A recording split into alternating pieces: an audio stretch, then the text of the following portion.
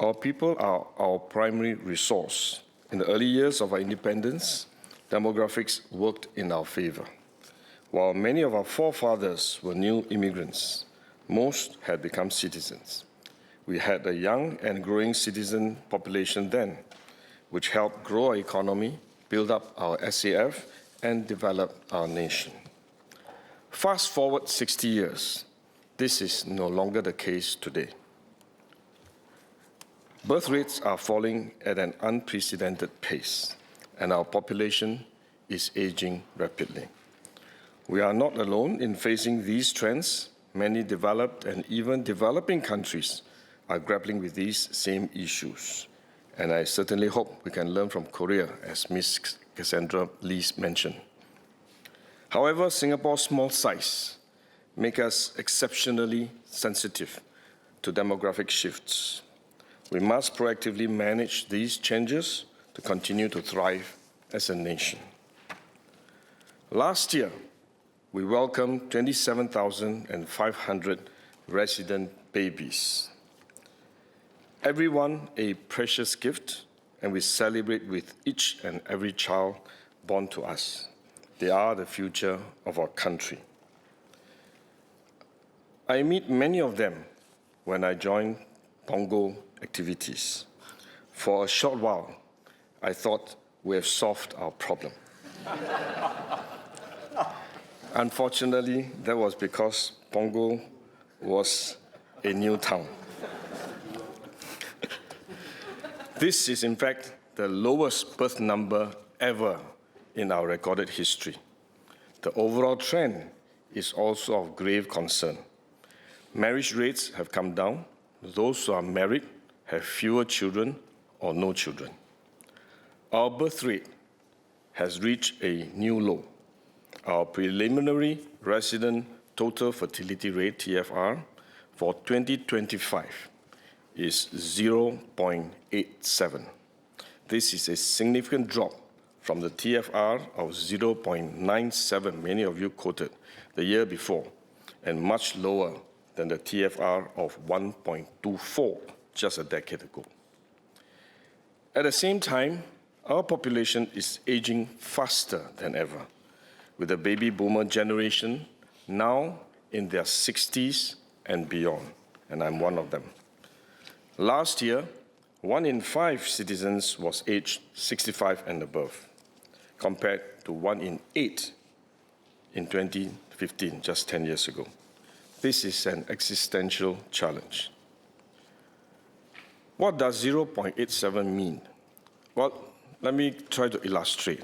Assuming our TFR stays at 0.87, thereabout, based on a simplistic calculation, just to keep it simple and illustrate, for every 100 residents today, we will have just 44 children, and we will just have a mere 19 grandchildren. That's a third generation. That's the effect of 0.87. Or put it another way, this room, when we fill it up, is about 100. In the next generation, you'll be less than half of us around, round about the optics that we had during COVID-19, when we have to have safe distancing.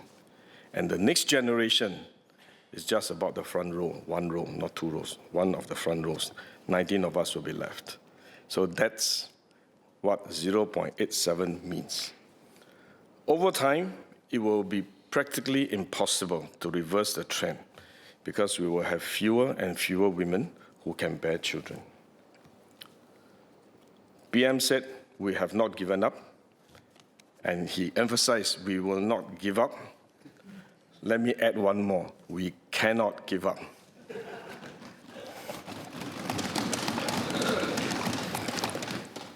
Low birth rates and an aging population will profoundly reshape our nation, our society, and our economy in the years ahead of us.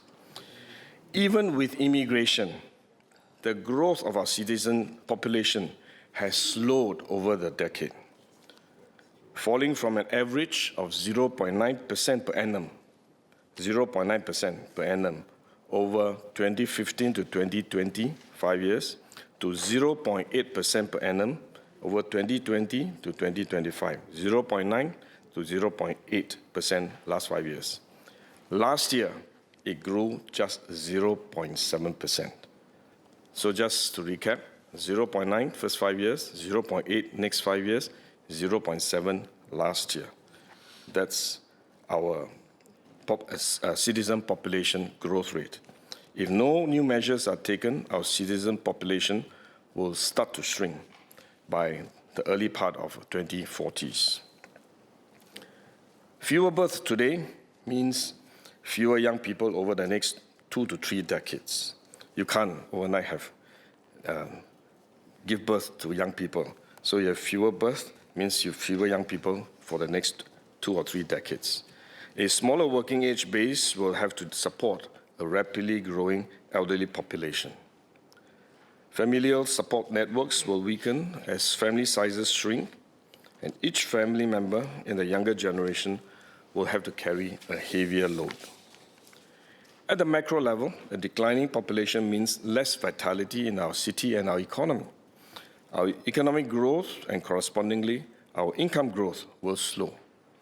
At the same time, our healthcare and social spending will have to increase to support our growing population of seniors. This tremendous strain will be felt at the national level, but also at the individual households. And with fewer citizens, it will become increasingly difficult to meet our national security and national defense needs. This raises the deeper question of what Singapore will be 50 or 100 years from now. Will we remain vibrant, livable, and relevant? Will we exist? Our first and top priority is to continue to support Singaporeans in forming families. Over the years, we have consistently invested in our families. We have steadily enhanced support for families in housing, preschool, education, and healthcare. To better support working parents in managing their work and caregiving responsibilities, we also recently introduced the new shared parental leave scheme and doubled the mandatory government-paid paternity leave from 2 weeks to 4 weeks. But we will need to do even more. The decline in fertility is a multifaceted challenge. It reflects broader generational shifts in life priorities and mindsets. Attitudes towards marriage and parenthood are shaped by many factors: workplace norms, employer practices, availability of familial and community support, and social attitudes towards having and raising children. We need to address these issues holistically and not simply blame it on any particular single factor. We will do more to strengthen support for Singaporeans in their marriage and parenthood journey. Minister Indranee will speak later about the whole-of-nation reset needed to support Singaporeans in starting families. Let me speak plainly about the realities before us. Even as we redouble our efforts to support Singaporeans in starting families and having more children, we will still need a carefully managed immigration flow to augment our low birth rates. Most Singaporeans recognize the case for immigration. In 2021 Institute of Policy Studies survey found that over 75% of Singaporeans agreed that immigrants are generally good for Singapore's economy, and 62% agreed that immigrants improve Singapore's society by bringing in new ideas and culture. But we know that's not the full picture. While Singaporeans can accept the need for immigration in the abstract, they also have personal concerns and anxieties. Will bringing in immigrants mean fewer job opportunities for us? Will the Singapore that my children grew up in feel vastly different from the one that I grew up in? I understand these concerns, and we take these concerns over competition and our social fabric seriously. We will continue to take steps to address them. We will maintain the broad ethnic balance of our citizen population and continue to carefully manage the impact of immigration on our population composition to preserve the overall texture of our society. We will carefully manage the pace of immigration and ensure we do not bring in immigrants faster than we can accommodate. This means making sure the development of public infrastructure like housing, transport, and services keep pace with the growth of our population. We will also continue to be selective about who we bring in. As Mr. Edward Chia noted, many of the immigrants we take in today either share family ties with Singaporeans or have studied, worked, or lived in Singapore for quite some time. The majority of our immigrants are also of working age, contributing to our economy. We will continue to explore further ways to ensure the immigrants are committed to Singapore. Mr. Sean Low spoke about how we must place greater emphasis on integration, and we agree.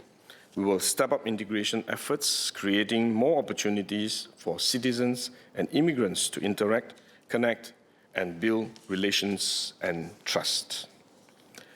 There are ongoing efforts to help immigrants integrate and become familiar with local culture. All new citizens between the ages of 16 to 60 go through the Singapore Citizens Journey so that they understand our history, our norms, our values, and build stronger ties with the local community. We also piloted a new permanent resident journey program last year to help new PRs settle in and integrate, and we intend to scale it up shortly. The People's Association is also working through its network of over 1,500 integration and naturalization champions to drive integration in local communities and foster good relations between new citizens and their Singaporean neighbors. Our immigrants came from different cultures and traditions. It will take time for them to integrate. First-generation immigrants will need to adapt to our norms and customs, but their children are likely to integrate more easily, especially if they grow up in Singapore. Take, for example, Bipul Jain, who arrived in Singapore in 2007 with his wife and 6-month-old son on a work assignment. What began as a temporary relocation became permanent as his Singaporean colleagues welcomed him and introduced him to our local culture. Bipul actively immersed himself in the local community, trying local food, picking up Singlish, volunteering at his son's school and in the community, and making new friends along the way.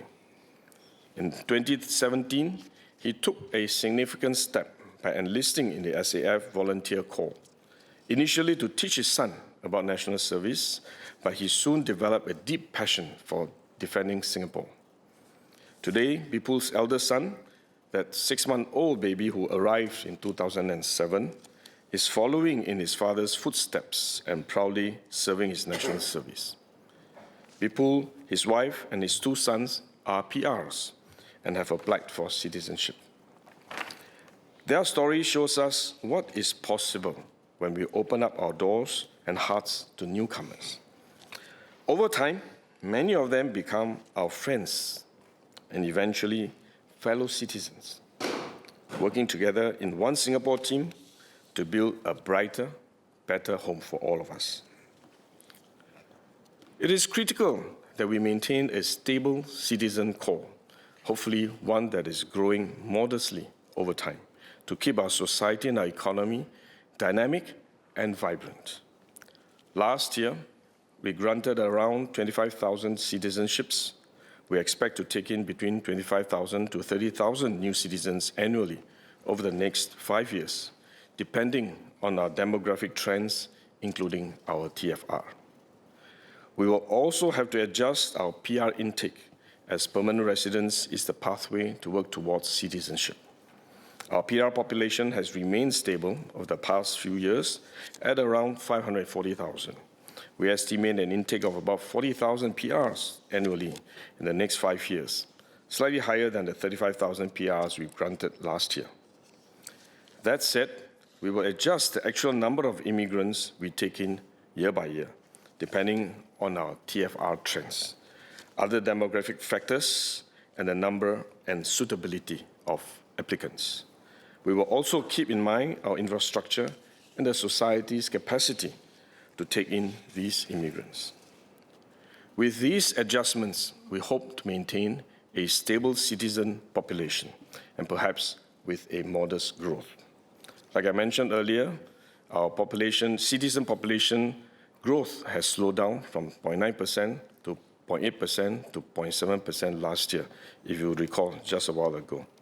Going forward, citizen population will likely grow even more slowly, maybe about 0.5%. That's what we are thinking about. But even at 0.5%, this is going to be hard because it would depend on the TFR being held up. That's why we cannot give up.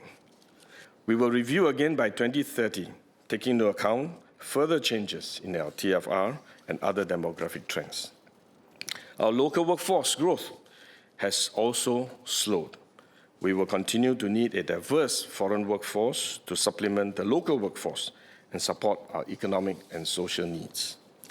In the past 5 years, our foreign workforce grew at an average of 3.3% per annum, primarily driven by post-COVID-19 catch-up in construction. Excluding construction work permit holders, the foreign workforce grew more slowly at an average of 2.5% per annum. But as our citizen population grows more slowly, we will keep a close watch on the growth of the non-resident population, which include foreign workers, to ensure that Singapore citizens remain the majority of our population. As we bring in foreign workers, our policies are designed to ensure they complement our Singaporeans' core. As announced at budget, we will increase our EP and SPAS qualifying salaries to keep pace with local wage benchmarks.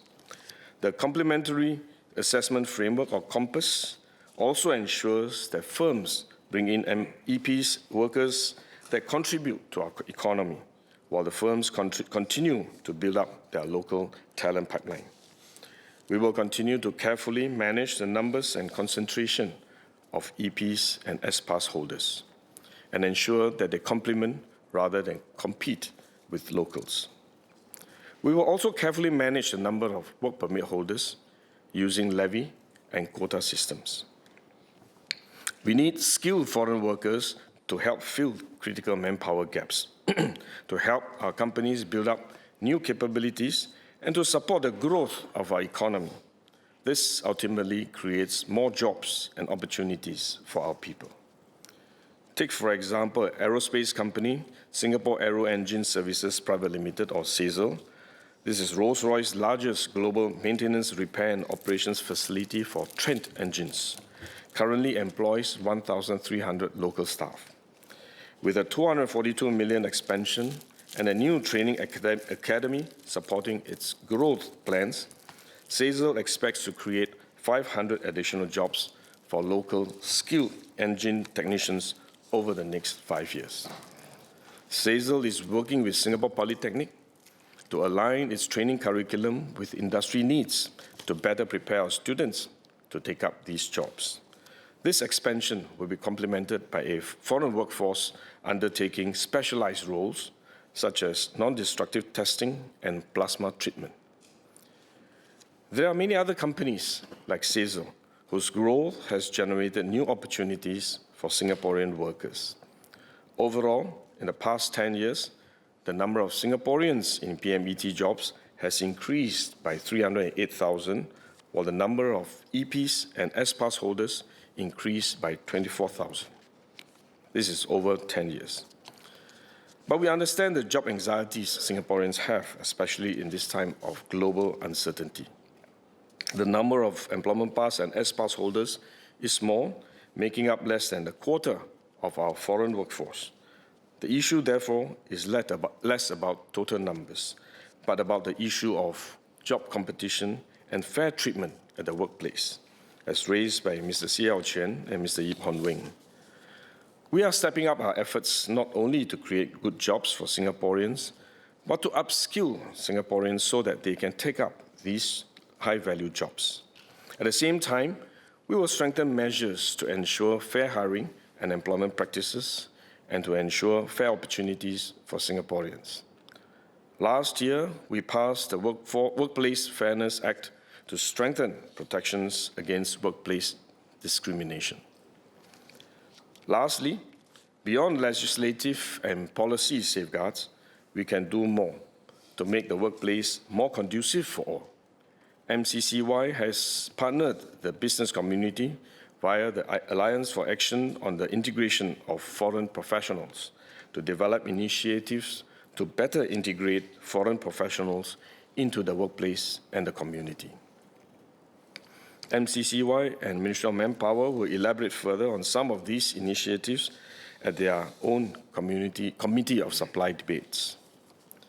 As Mr. Edward Chia and Mr. Yvonne Wing noted, we also need foreign workers to meet our social needs, and they ask if we can have more flexibility. For example, migrant domestic workers help look after our young children and our aged parents, giving us peace of mind while we are out at work. We also need migrant construction workers for major infrastructure projects.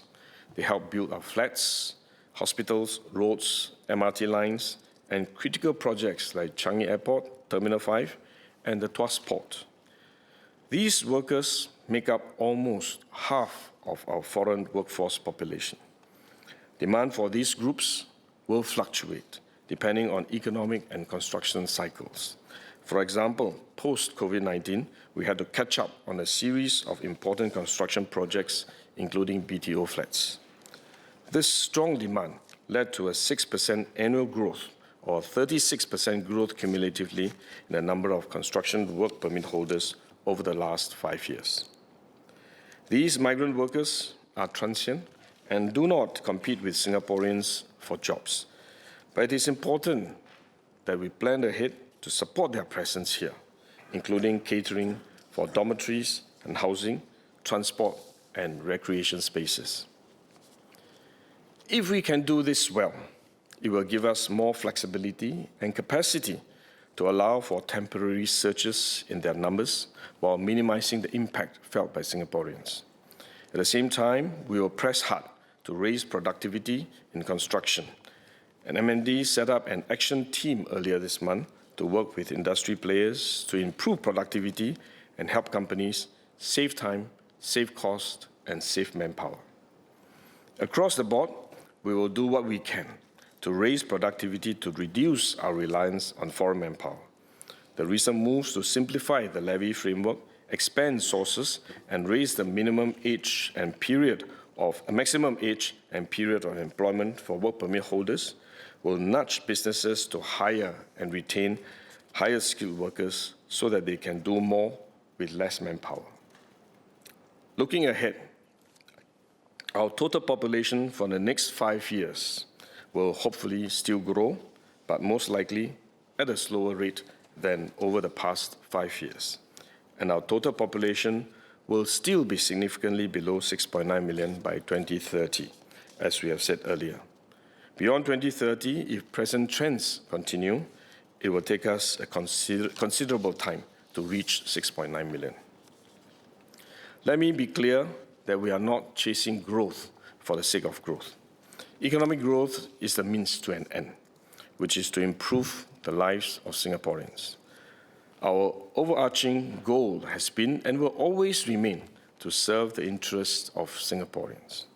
We will keep close track of the population size and composition to ensure that the trends are sustainable, the infrastructure needs are met in a timely and adequate manner, and that ultimately Singaporeans benefit from our population policies. To conclude, our falling TFR presents a serious and profound existential challenge to our society, our economy, and our security. The government must and will do its utmost to address this challenge. This is our commitment to all Singaporeans. We will redouble our efforts to support Singaporeans to aspire to marriage and parenthood and to realize their dream. This has always been and will continue to be our fundamental policy and priority. We must never let up in supporting Singaporeans to have families. We will also continue to review our immigration intake and approach, making sure to address the concerns of Singaporeans.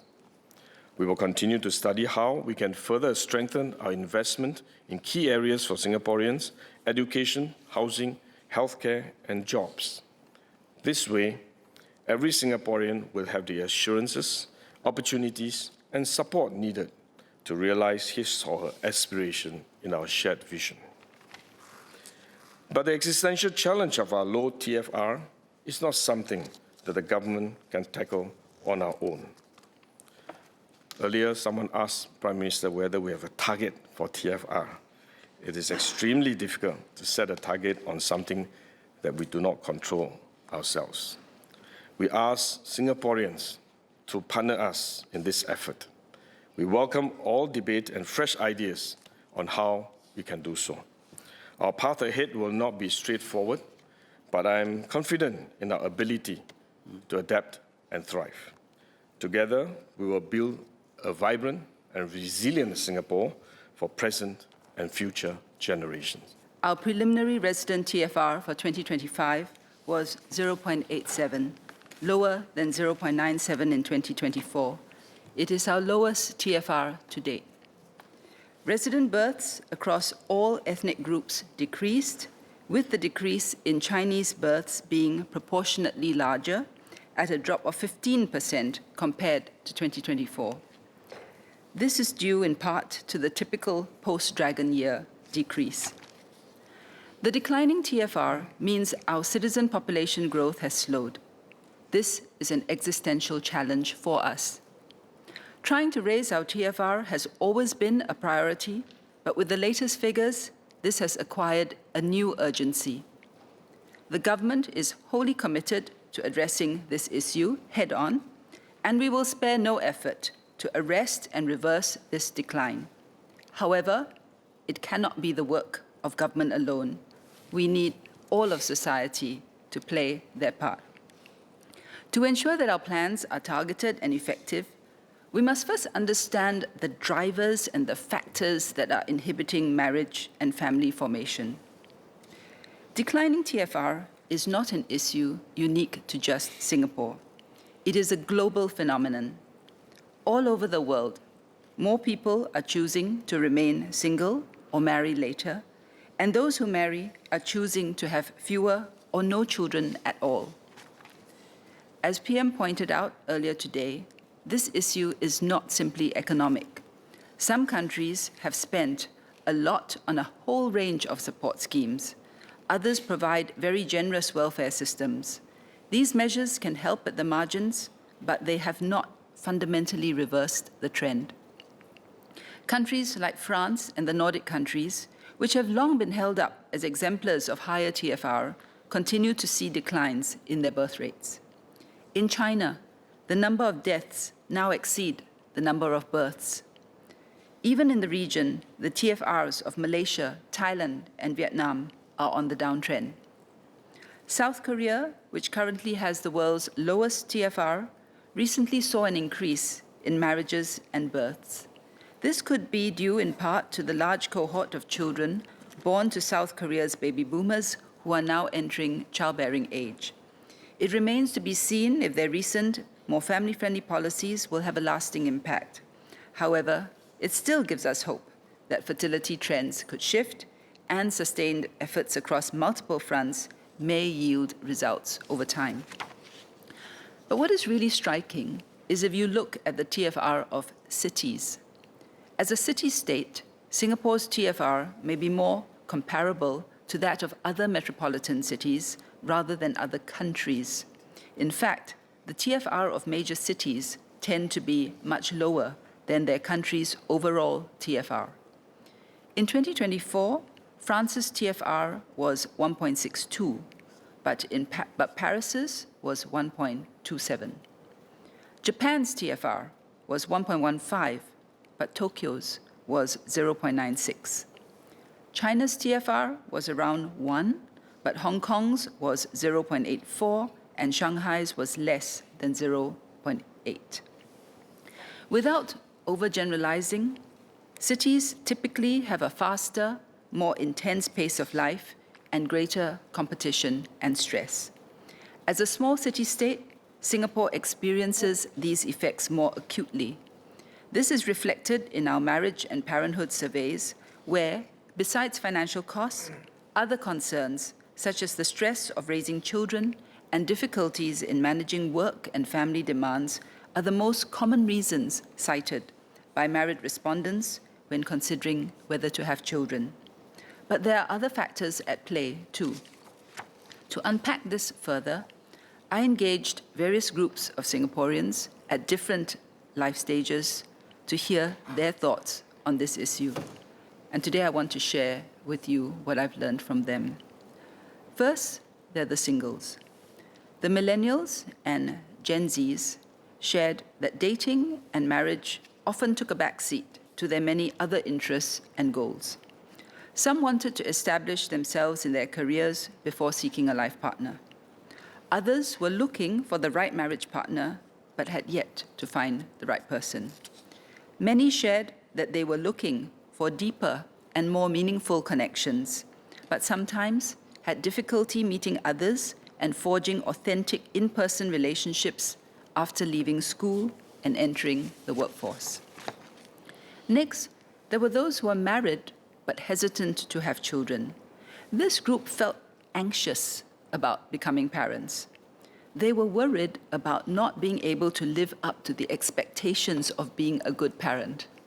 Some feared that having children meant trading off their careers and other life goals. Others were concerned about the financial, emotional, and mental demands of parenthood. And some women were anxious about how they would cope with the physical and emotional changes that come with pregnancy. Then, next, there were the married who want children but have fertility issues. On the flip side, these are the married couples who very much want children but are unable to conceive. They spoke candidly about the challenges encountered in their fertility journey, including only realizing the problem very late, not knowing where to get help, the fear of stigma, limited workplace support, and difficulty in getting time off for fertility treatments, and the cost of fertility treatments. Then we had the parents with young children. Without exception, everyone in this group spoke about the joy their children had brought to their lives. They did not sugarcoat the challenges and sacrifices of parenthood, but when they weighed these against the love and happiness they experienced, they were glad they had chosen to have children. However, they also expressed their hope for more support for families and better balance between work and family responsibilities. This was especially so for those caring for both young children and aging parents. If we are to change our trajectory, these are the issues we must tackle. They cannot be addressed by policy measures alone. What we need is a marriage and parenthood reset, by which I mean a reset across society on the following. First, how marriage and parenthood are viewed and supported. Second, how workplaces can evolve to better align work and family. And third, how everyone can play their part.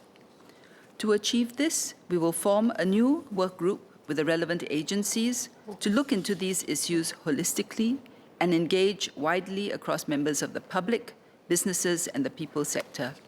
I will chair this work group and will share more details in due course. But for now, let me set out the broad four-pronged approach that we will take. First, we will build on current efforts to enhance government support for marriage and parenthood. Second, we will cultivate positive mindsets about marriage and parenthood. Third, we will work with employers to foster workplace cultures and practices that are family-friendly. And fourth, we will engage the whole of society in this effort. On the first one, the government will build on current efforts to enhance support for marriage and parenthood. In recent years, we have significantly enhanced our marriage and parenthood package. These include the enhanced baby bonus scheme and Medisave grant for newborns, doubling paternity leave and making it mandatory, the new 10-week shared parental leave, the large families scheme, And this year, we will provide another $500 of Child Life SG credits for every Singaporean child aged 12 and below. Going forward, we will do more. Mr. Sean Low, Mr. Andre Low, and Ms. Hanny So raised concerns and gave suggestions regarding the costs of raising children.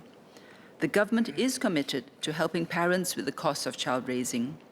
4 years ago, parents received up to $32,000 per child under the Baby Bonus Scheme and Medisave grant for newborns. Today, with the addition of the Large Families Scheme, it is up to $54,000 per child. On the education front, every Singaporean child can receive over $200,000 in subsidies from preschool through to secondary school. We will look into enhancing this further and consider the different ideas that members have suggested. On housing, as Mr. David Ho raised in his budget debate speech, and as Ms. Hanny So highlighted, we will enable couples who are ready to build a life together to secure and afford their own home. We are increasing the supply of built-to-order or BTO flats with more shorter waiting time or SWT flats, so couples and young families can get their flats more quickly. MND has also reviewed how it can better support growing families who may need more space, and we will share more at the MND Committee of Supply. For preschool and caregiving, MSF has progressively lowered fee caps at government-supported preschools and expanded preschool places. These moves have improved accessibility and affordability. In Budget 2026, PM announced that the income thresholds for preschool and student care subsidies will be revised so more families can benefit. Government agencies are also undertaking a review of the student care sector to better meet the caregiving needs of families with primary school-aged children. On work-life support, while take-up rates for the new shared parental leave scheme are not yet available, initial feedback from parents has been positive. They appreciate being able to spend more time with their newborns. Some said that this has encouraged them to consider having another child. But we know that beyond infancy, parents require additional time off from work to care for their children. Many parents and members in this House, like Ms. Valerie Lee and Mr. David Ho, have asked for more childcare leave. Ms. Lee Hui Ying also asked how we can better support the sandwich generation who are caring for their children as well as their aging parents or other family dependents. We will study the childcare leave suggestions carefully, bearing in mind the needs of employers who are still adjusting to the recent parental leave enhancements. Even without any legislated requirement, many progressive employers have stepped up to introduce caregiving-related leave provisions as part of their strategy to attract and retain talent, such as adopting the tripartite standard on unpaid leave for unexpected care needs. Beyond leave, flexible work arrangements, or FWAs, are another sustainable way to provide employees with greater flexibility in meeting their diverse caregiving needs. We also want to better support parents as they re-enter the workforce after taking a career break, as Mr. Mark Lee and Ms. Alyssa Chen highlighted. Today, these parents can tap on broad-based employment facilitation and skills training, as well as career guidance programs, such as the Workforce Singapore's Mid-Career Pathways Program and career conversion programs to gain industry-relevant skills and support their transition into suitable job roles. The government is also helping companies redesign jobs through initiatives like the Enterprise Workforce Transformation Package. Such support can help lower the barrier of re-entry for caregivers who wish to return to the workforce by helping companies strengthen organizational capability to offer more adaptable workforce models, including various forms of FWAs for employees. MOM is also reviewing how we can better support job fractionalization under the tripartite Workgroup on senior employment. Having more fractionalized jobs will be helpful to parents seeking part-time work. Another important area spoken about is fertility health, as highlighted by several members earlier, including Ms. Kwa Bunting. Later marriages and births are becoming more common. In 2024, the median age of mothers at first birth was around 32 years old. As both male and female fertility declines with age, more couples may face fertility challenges. Today, about 1 in 6 people globally experience infertility. Many don't know where to seek help or are fearful of stigma attached to doing so. To help those with fertility issues, we will work with other agencies to raise awareness of fertility health, including improving accessibility of information on existing support, encouraging fertility checks, and normalizing the seeking of medical attention to fertility issues. Those in need can refer to the Made for Families website for current support measures. We'll review the financial and non-financial support couples receive through their fertility journeys and work with employers to improve workplace support for employees undergoing fertility treatments. For a start, I encourage employers and HR departments to refer to the Workplace Fertility Support Guide produced by Fertility Support SG, which Ms. Cassandra Lee highlighted.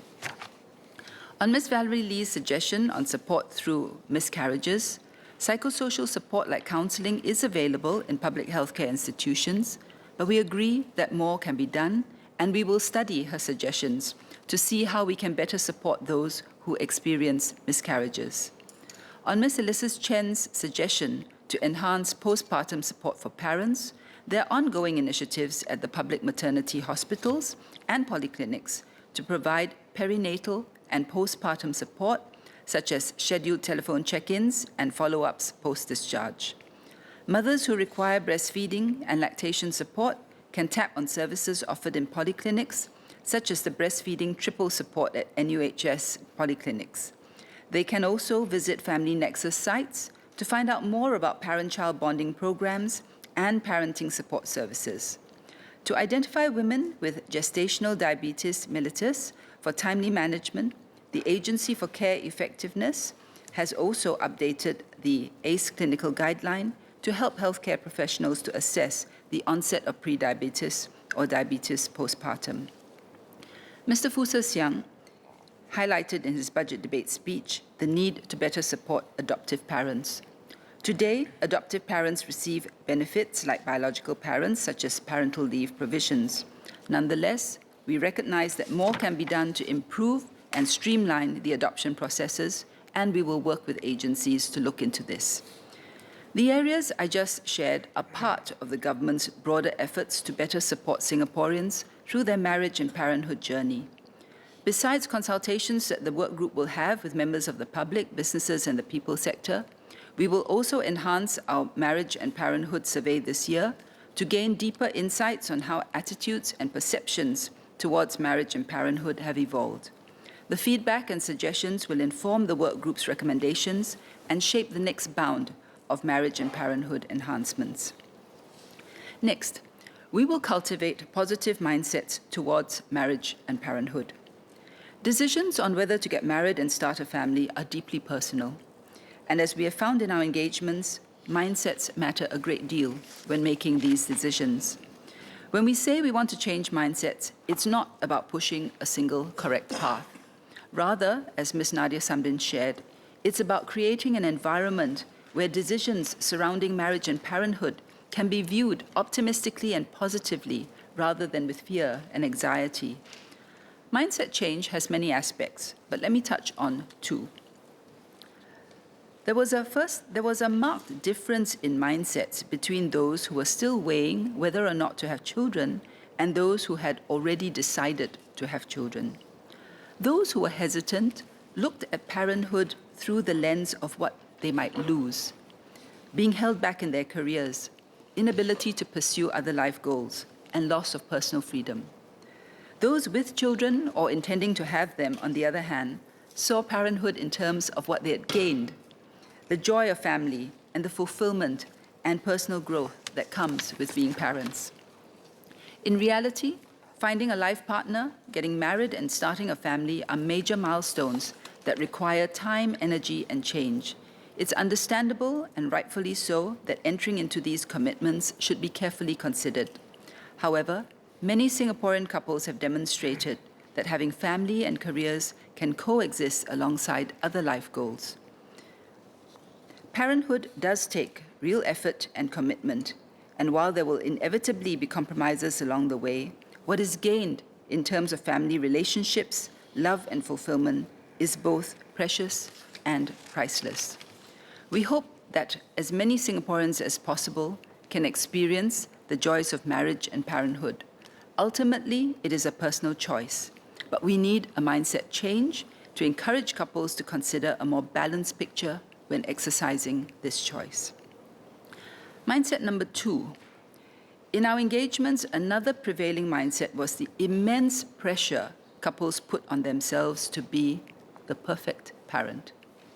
One young father, a doctor, felt guilty that he could not spend more time with his son because of his work schedule. He felt he was not being a good father. Another young woman, newlywed, was hesitant to have a child because she was not sure if she could provide the best possible resources to ensure that her child would succeed in life. Wanting more time to spend with your children or providing them with the right resources stem from good intentions. However, in hindsight, many parents reflected that parenthood was not about providing the best for their children or having all the answers right from the very start. Rather, it was about being willing to learn, adapt, and grow alongside their children, doing the best that they can within their circumstances, and relying on community support where possible, as Ms. Nadia Samdin noted. For instance, the Families for Life Parents Telegram groups have enabled thriving online communities of parents within each local town. Through these local networks, parents can connect and exchange parenting tips, share about local family events, and exchange pre-love items with other parents in the community to help them better navigate parenting challenges. Practical resources and programs to support families on the parenting journey from birth to growing through adolescence are also available on platforms, including HPB's Parent Hub, the Parenting for Wellness Toolbox, parenting resources in MOE's Parents Gateway, and the Families for Life parenting website. We will work with various agencies and partners to regularly update and refine the resources on the platforms to ensure they meet parents' evolving needs. This pressure to be the perfect parent is perhaps most evident in the child's education. Many parents feel pressure to help their children excel academically for fear that they may otherwise not succeed in life. They worry about coaching their children for major exams or finding the financial means to send their children to private tuition and enrichment programs if they are unable to do so. They feel that they have fallen short as parents. I understand that this pressure largely stems from the fear that there is only a narrow gate to success, and if their children do not make it through that gate, they will have poor life outcomes. These are real anxieties that we want to help address.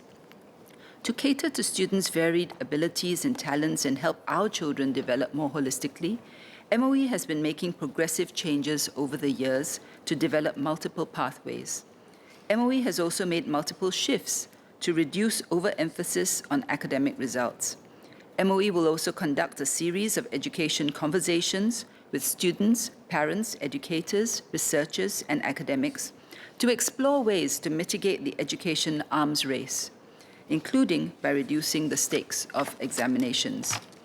But these structural reforms will only work if cultural attitudes towards competition and success shift in tandem. We must move away from viewing education in Singapore as a competition for limited prizes and instead see it as an open highway with many lanes and many different prizes suited to each child's unique talents and abilities. Parents who have high expectations of their children's academic performance may urge them to achieve good grades or overreact when they fall short of expectations, but such actions may cause unintended consequences, as a National University of Singapore study found in 2016. Children with intrusive parents tended to be overly critical of themselves and were at increased risk of developing depression and anxiety symptoms. Such pressure can therefore be detrimental to a child's well-being. Some competition and stress is natural, but we should do our best to remove unrealistic expectations or social pressures which add unnecessary stress on parenthood. Third, we will work with employers to foster family-friendly workplace cultures and practices. As Ms. Yeo Wan Ling noted, one of the top stressors for parents is trying to achieve a balance between work and family responsibilities. One parent described how frequent work travel made it difficult for her to be there for her children in their formative years, but not traveling would affect her career. Some found it difficult to request for flexible work arrangements despite the tripartite guidelines. Others related having to choose between being present for important meetings or their child's key milestones, and difficulty in leaving work on time to pick their children up from childcare. Despite the mandatory leave provisions we've introduced and employment protections, we still hear anecdotes of how some employees are subtly discouraged from taking leave, or how female employees are nudged to resign once they are pregnant. We fully recognize that employers have business objectives and financial bottom lines to meet. However, there is much more we can do to build progressive workplace cultures, to align business priorities with family-friendly practices. Having supportive employers and workplaces makes a big difference to parents. But being a family-friendly workplace is not just good for employees, it also makes good business sense. When people feel supported at work, they're more motivated, more engaged, and more likely to stay. An example is Mr. Edmund Sia, whose employer allowed him to take his paternity leave in weekly blocks. Edmund took 2 weeks during his child's first month to support his wife's confinement, and took the remaining 2 weeks of paternity leave together with his 3 weeks of shared parental leave. This flexibility allowed him to be present for his wife and baby when it mattered. Having benefited from this flexibility, Mr. Sia has paid it forward by covering his colleague's workload when she went on maternity leave. There was also a Straits Times article last month on Hsinchu City in Taiwan. It houses Hsinchu Science Park and is often known as the Silicon Valley of Taiwan. While Taiwan's TFR is projected to have fallen below 0.8 in 2025, Hsinchu's has stayed stable at 1 for several years. Experts attribute the higher birth rates to more family-friendly benefits provided by employers rather than the government to attract and retain the best employees in a competitive environment. These include hybrid work arrangements, on-site baby care, baby bonuses, and hampers for employees with newborns. This sends a strong signal that having children is supported and encouraged and will not be negative for one's career. There are many other ways in which employers can be supportive, such as providing lactation rooms for nursing mothers, instituting systematic covering arrangements when an employee has to take time off, and holding regular dialogues with employees on how the workplace can be improved. I fully agree with Ms. Cassandra Lee on the importance of investing in HR as they shape workplace norms and culture and support the last-mile implementation of family-friendly workplace practices so that employees can feel safe and supported to use these provisions. The IHRP body of competencies already includes a key component of holistic well-being, which entails HR's ability to drive best practices that support employees to thrive, such as the design of flexible work options and family-related leave. We want a family-friendly workplace culture to become part of the DNA of all local companies. It should also be a shared responsibility, from senior management and HR managers to line managers, co-workers, and parent employees themselves. We will continue to review ways to foster workplace cultures and societal norms that value and support families, including Mr. Harish Singh Raju's suggestion of piloting a tiered workplace certification. Beyond workplaces, we will encourage neighborhoods, communities, and businesses to be supportive of families. There are ground-up efforts to create conducive community spaces for families. The Caterpillar Library at the Taman Jurong Community Club was established by the Ong family, and it's one such example, where residents donate a book for every book they take. Starting out with just 100 books, the Caterpillar Library has now facilitated the circulation of over 10,000 books, creating connections between neighbors while helping children discover the joy of reading. I encourage more neighborhoods to create such family-friendly spaces. Community organizations and businesses also contribute by organizing a wide range of activities, from the arts to sports for families. The Families for Life website provides a list of such resources for families, and most of the activities are free or charge nominal fees. In addition, Families for Life has gathered corporate partners like GetGo, Sofitel Singapore Sentosa, and ABC Cooking Studio to offer large families deals with exclusive discounts and offers. I encourage more partners to come on board to celebrate families. Mr. Chairman, in conclusion, the latest TFR figures have not deterred us from our quest to boost marriage and parenthood.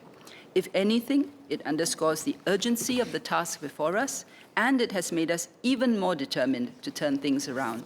The government will redouble our efforts to address this existential challenge. However, to buck the trend, everyone, parents, employers, businesses, and community partners need to be part of this endeavor. In the months ahead, we will work with stakeholders to develop concrete plans for the four-pronged approach I laid out earlier. We welcome all suggestions and fresh ideas on how we can better support Singaporeans' marriage and parenthood aspirations.